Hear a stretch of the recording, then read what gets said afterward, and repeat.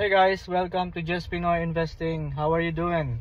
It's been a while since I posted my last video, and for today I just want to give you a quick update, guys. So if you are a dividend investor for the MSTY based on MicroStrategy, as of today I saw the announcement that we will be receiving $2.34 per share. So congratulations, guys. So I would say this is good news for us, since the last payout is, I think, only around $1.30.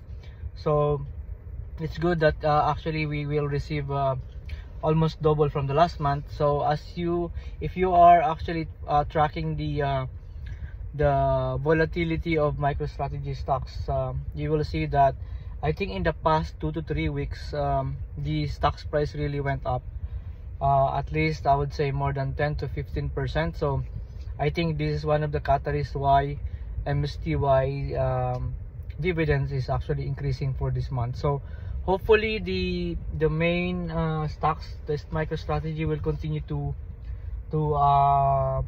become to increase the price and become volatile for the next months, and it might have some kind of corrections, but as long as it is going uptrend, I believe our also investment in MSTY will be receiving a good amount of dividends. So if you are new to my channel, please consider to subscribe so that you can get some updates.